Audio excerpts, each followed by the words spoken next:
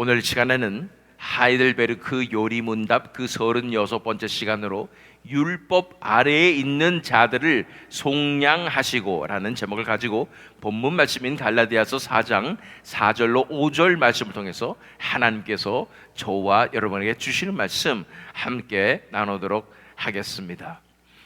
계속해서 하이델베르크 요리문답을 살펴보고 있고 신앙 고백, 사도신경에 대해서 살펴보고 있습니다. 성부 하나님, 성자 하나님, 성령 하나님, 계속해서 우리는 성자 하나님이신 예수 그리스도에 대해서 살펴보고 있습니다. 우리의 신앙 고백이죠. 그 외아들 우리 주 예수 그리스도를 믿사오니 이는 성령으로 잉태하사 동정녀 마리아에게 나시고라는, 성령으로 잉태하사 동정녀 마리아에게 나시고라는 그 부분을 우리가 살펴보고 있는 중인데, 지난 시간에 살펴본 것은 35분이었습니다. 성령으로 잉태하사 동정녀 마리아에게 나시고라는 고백은 무엇을 뜻합니까? 답은 언제나 계시는 하나님의 영원하신 아들이 참되고 영원한 하나님의 본질을 그대로 지니신 채 성령의 사역을 통하여 처녀 마리아의 혈육으로부터 진정한 인간의 본질을 취하셔서 죄를 제외하고는 모든 것이 우리와 같은 사람이 되어 다윗의 후손으로 나셨다는 뜻입니다. 그래서 한마디로 예수님께서 이 하나님의 본체이시고 본질이신 그분이 100% 신성을 지니시고 이 땅에 100% 인간으로 오셔서 이제 이 다윗의 후손으로 이 땅에 오셨다는 것입니다. 그래서 예수님의 신성과 인성을 우리가 동시에 인정을 해야 하고 100% 신이시고 100% 사람이셨던 것을 우리는 인정해야 되는 것이 중요하다고 말씀드렸습니다. 안 그러면 미혹의 역사에 빠진다는 것에 대해서 또한 살펴본 것입니다. 그렇다면 오늘의 36문은 뭐냐면, 결국 뭐냐면 이것이 우리와 무슨 상관이 있는가라는 질문인 것입니다.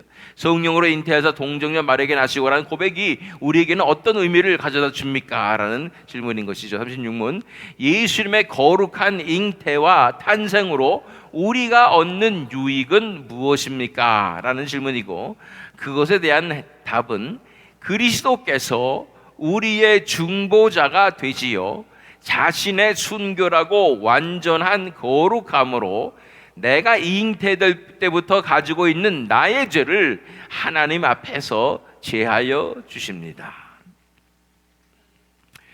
예수님의 거룩한 잉태와 탄생, 예수님의 성육신의 역사, 100% 하나님의 본질을 지니시고 100% 인간이 되셨던 그 예수님의 거룩한 잉태와 탄생이 우리에게 어떤 의미를 가져다 줍니까? 어떤 유익을 가져다 줍니까? 라는 질문인 것입니다. 그것에 대해서 뭐라고 대답하고 있냐면 그리스도께서 우리의 중보자가 되신다는 것입니다. 이 땅에 100% 신이시고 신성을 지니시고 100% 인성을 지니셨던 예수님께서 이 거룩한 삶을 다 살아내셨기 때문에 유일한 중보자가 되신 것에 대해서 우리는 살펴보게 된 것이었습니다. 우리 디모데전서 2장 5절로 6절 말씀 읽어보면 하나님은 한 분이시요 또 하나님과 사람 사이의 중보자도 한 분이시니 곧 사람이신 그리스도 예수라. 그가 모든 사람을 위하여 자기를 대속물로 주셨으니 기약에 이르러 주신 증거니라. 그래서 예수님께서 하나님과 사람 사이에 완벽한 중보자가 되셔서, 그래서 우리를 위해서 간구하실 뿐 아니라 우리를 위해서 대속하여 주시고, 그래서 우리를 구원하실 수 있는 분이 대속자가 바로 예수님밖에 없다고 말씀하고 있는 것입니다. 히브리서 9장 13절로 15절 말씀을 읽어보면 염소와 황소의 피와 및 암송아지의 재를 부정한 자에게 뿌려 그 육체를 정결하게 하여 거룩하게 하거든 하물며 영원하신 성령으로 말미암아 흠 없는 자기를 하나님께 드린 그리스도의 피가 어찌 너희 양심을 죽은 행실에서 깨끗하게 하고 살아계신 하나님을 섬기게 하지 못하겠느냐. 이로 말미암아 그는 새 언약의 중보자시니 이는 첫 언약 때에 범한 죄에서 속량하려고 죽으사 부르심을 입은 자로 하여금 영원한 기업의 약속을 얻게 하려 하심이라. 할렐루야. 예수 그리스도께서 영원하신 제물이 되실 뿐이 아니라 제사장이 되셔서 제사장이실 뿐 아니라 제물이 되셔서 그래서 완전한 중보자로서 우리 죄를 대속하실 뿐 아니라 하나님 앞에 간구함으로 이러한 구원의 역사를 끝까지 이루시는 분이 바로 우리 주 예수 그리스도이신 것입니다. 그래서 예수님의 거룩한 잉태와 탄생으로 우리가 얻는 유익은 무엇입니까? 그리스도께서 우리의 중보자가 되시기 때문에 자신의 순결하고 완전한 거룩함으로 내가 잉태될 때부터 가지고 있는 나의 죄를 하나님 앞에서 제하여 주십니다. 여기서 우리가 알 수 있는 것은 왜 예수님께서 갑자기 이 땅에 오셔가지고 공생의 3년 기간 동안에 하셨던 그 사역을 그냥 내려오셔서 하시면 되는 걸 가지고 왜 굳이 마구간의 어린 아이로 정말로 탄생하셨을까라는 그런 의문을 우리가 가지게 되는 거예요. 그 의문이 무엇인가? 왜냐하면 그렇게 하셔서 인간의 삶을 우리의 어렸을 때부터 다 살아내심으로 말미암아 우리가 잉태될 때부터 가지고 있었던 모든 죄를 대신하실 수 있었다고 말씀하고 있는 것입니다. 그분의 순결하고 완전한 거룩함을 이뤄내심으로 말미암아 우리가 잉태될 때부터 가지고 있었던 우리의 모든 죄악을 대신해서 하나님 앞에서 제하여 주신다고 말씀하시는 것입니다. 로마서 8장 3절로 4절 말씀 읽어보면 율법이 육신으로 말미암아 연약하여 할 수 없는 그것을 하나님은 하시나니 곧 죄로 말미암아 자기 아들을 죄 있는 육신의 모양으로 보내어 육신의 죄를 정하사 육신을 따르지 않고 그 영을 따라 행하는 우리에게 율법의 요구가 이루어지게 하려 하심이니라. 예수님을 이 땅에 육신을 입고 오게 하셔서 그 몸으로 하나님께서 요구하는 율법의 요구를 다 이뤄내시면서 의롭고 거룩한 삶을 다 살아내게 하심으로 말미암아 이제 예수님을 따라가는 자들에게 이 율법의 요구가 우리에게도 이루어지게 하신다고 말씀하시는 것입니다. 할렐루야. 고린도후서 5장 21절 말씀을 읽어보면 하나님이 죄를 알지도 못하신 이를 우리를 대신하여 죄로 삼으신 것은 우리로 하여금 그 안에서 하나님의 의가 되게 하려 하심이라. 죄를 알지도 못하신 이이셨다는 것입니다. 그렇게 온전한 율법의 의를 이루시고 온전한 하나님의 요구하시는 거룩한 삶을 살아내심으로 말미암아 우리 대신해서 이 의를 이루시고 그래서 우리가 그 안에서 하나님의 의가 되게 하시기 위해서 예수님께서 이 땅에 오셨다고 말씀하고 있는 것입니다. 그렇다면 예수님의 거룩한 잉태와 탄생으로 우리가 얻는 유익은 무엇입니까? 그리스도께서 우리의 중보자가 되시어 자신의 순결하고 완전한 거룩함으로 내가 잉태될 때부터 가지고 있는 나의 죄를 하나님 앞에서 제하여 주신다는 것입니다. 자, 오늘 본문 말씀으로 들어갑니다. 갈라디아서 4장 4절 5절 말씀입니다. 때가 참에 하나님이 그 아들을 보내사 여자에게서 나게 하시고 율법 아래에 나게 하신 것은 율법 아래에 있는 자들을 속량하시고 우리로 아들의 명분을 얻게 하려 하심이라. 하나님께서 그 아들을 보내셨는데 여자에게서 나게 하실 뿐 아니라 율법 아래에 나게 하셨다고 말씀하고 있는 것입니다. 잉태될 때부터 죄인된 우리를 구원하시기 위해서 오신다는 거 우리 살펴보았지만 왜 갈라디아에서는 율법 아래에 나게 하신 것이다 라는 말씀하시는지를 우리가 살펴볼 필요가 있는 것입니다. 율법의 아래에 나게 하셨다는 것은 그때 당시 사회 자체가 이 율법의 속박에 얽매여 있는 사회였다는 것입니다. 이 유대인들의 이 공동체, 이 사회, 나라 이 자체가 율법주의의 속박 아래에 놓여 있었던, 묶여 있었던 그런 사회였다는 것입니다. 그래서 하나님의 백성들이 다 억눌려 있었고, 그래서 진정한 구원과 자유의 역사가 일어날 수 없는 상황 가운데서 하나님께서 일부러 예수님을 그 율법 아래에, 율법의 이 속박 아래로 보내셨다고 말씀하고 있는 것입니다. 이 율법의 요구를 이룰 수 있는 사람은 아무도 없어서 지금까지 다 이 율법에 얽매여 있고 율법의 정죄의 아래에 놓여 있었던 이 백성들을, 하나님 아들을 이 땅에 보내서 율법의 그 아래에 나게 하심으로 말미암아 이제 태어날 때부터, 잉태될 때부터 율법의 요구를 다 이루는 그 삶을 끝까지 살아내므로 말미암아 율법 아래에 놓여 있었던, 정죄 아래에 놓여 있었던 이 사람들을 해방하는 놀라운 역사를 그 아들이 감당하셨다고 말씀하는 것입니다. 그 아래의 율법, 아래의 율법, 이렇게 율법이라고 사도 바울이 표현한 이 율법은 율법주의를 말하는 것이죠.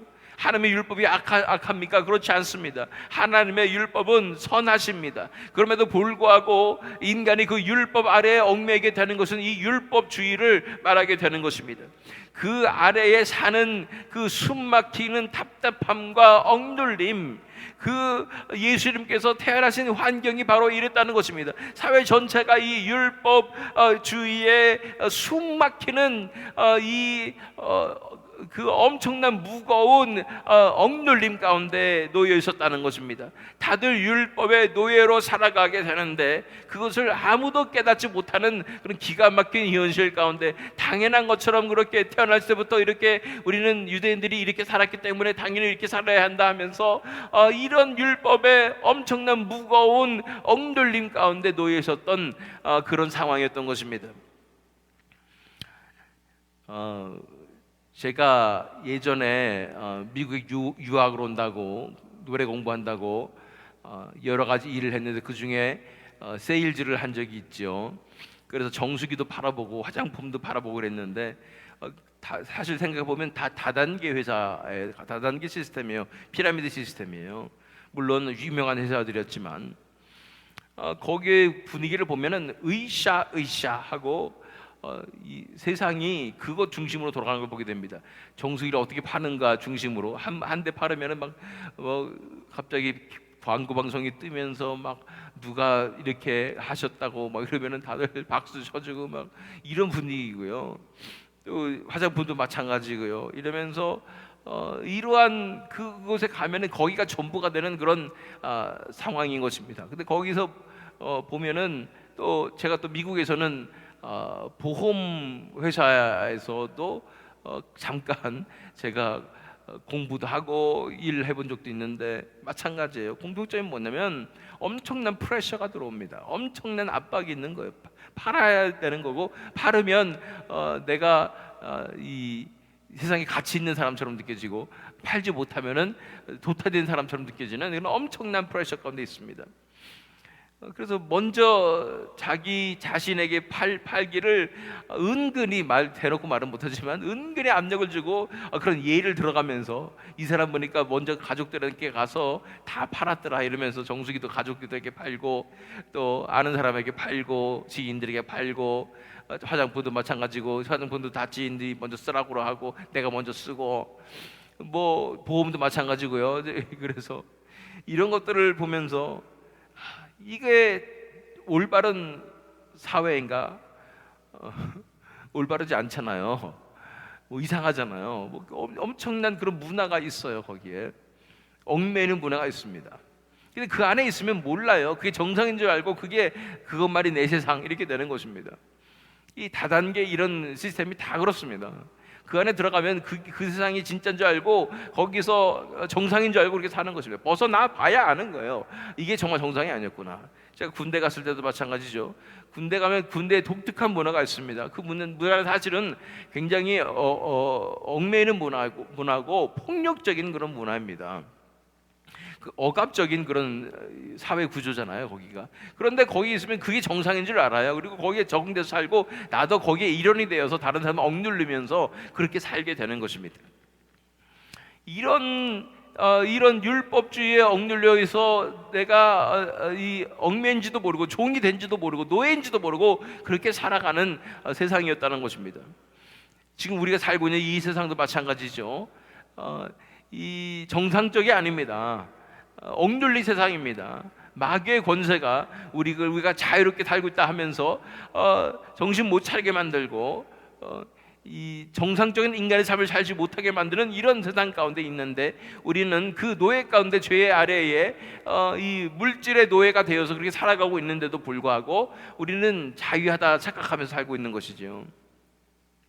이러한 얽매인 자들을 구원하시기 위해서 예수 그리스도께서 이 땅에 오셨는데, 그것은 스스로 그 얽매임의 자리 가운데 아래에, 율법 아래에 오셔서 그 안으로 오셔서 그 아래로 친히 오셔서 이제는 그곳에서 이 율법의 요구를 친히 그 환경 가운데서 홀로 다 이루심으로 말미암아 이제 마지막으로 십자가에 순종하심으로 그 율법의 의를 다 이루시고 그 유리벽을, 그 천장을 다 깨뜨려 버리시고 그 길을 내시고 율법의 요구를 완성해 내미심으로 율법을 박살내 버리시는 것입니다.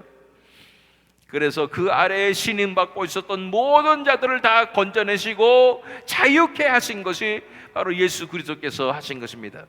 때가 참에 하나님이 그 아들을 보내사 여자에게서 나게 하시고 율법 아래에 나게 하신 것은 율법 아래에 있는 자들을 속량하시고 우리로 아들의 명분을 얻게 하려 하심이라.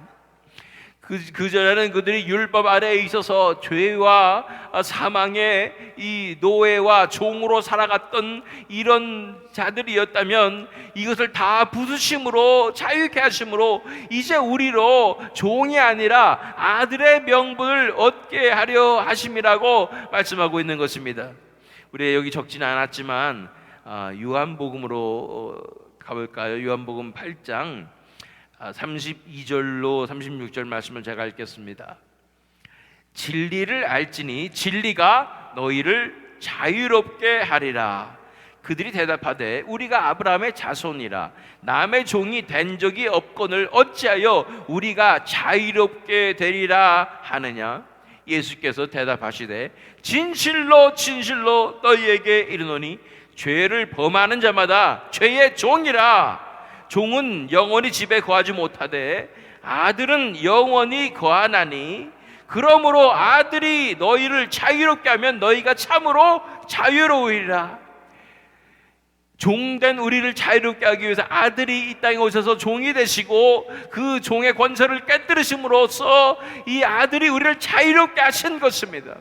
그리고 그 아들의 권세로 말미암아 우리도 아들이 되게 하시는 놀라운 은혜 가운데로 나가게 되는 것입니다. 그렇습니다. 이것이 예수 그리스도께서 성령으로 잉태하사 동정녀 마리아에게 나시고 원하는 그 역사를 이루신 것에 우리가 얻는 유익인 것입니다. 예수님으로 말미암아 예수님께서 우리를 자유케 하시는 놀라운 역사가 일어나게 된 것입니다. 구원은 무엇입니까? 구원은 자유케 하시는 것입니다. 마귀의 역사는 얽매이는 것이고 하나님의 구원은 자유케 하시는 것입니다. 미혹은 우리를 얽매이지만 진리는 우리를 자유케 하시는 것입니다. 악한 영은 우리를 구속하지만 성령님은 우리를 자유케 하시는 것입니다. 주의 영이 있는 곳에는 자유가 있느니라. 그래서 우리가 간구하는 제목도 온 세상의 얽매인 영혼들이 자유케 되게 하여 주시옵소서.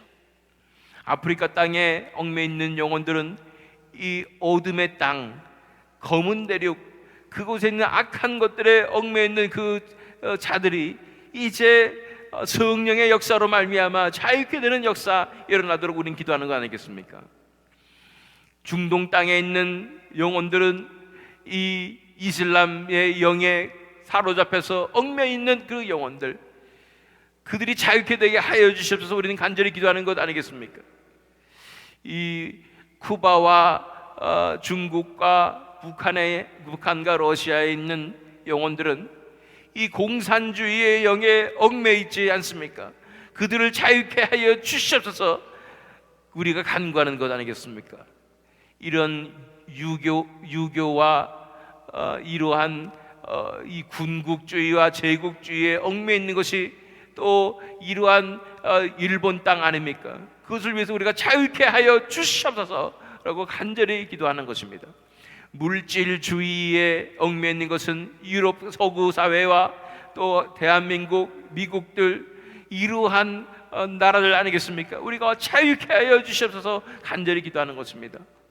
남미 땅에 이런 사탄 숭배의 풍습이 있고 식인의 풍습이 있었던 것으로부터 자유케 해야 될 뿐 아니라 그곳에 가톨릭이 들어와서 가톨릭의 세력이 얽매였던 이 모든 상황 가운데 자유케 하여 주시옵소서. 우리가 간절히 기도하는 것 아니겠습니까?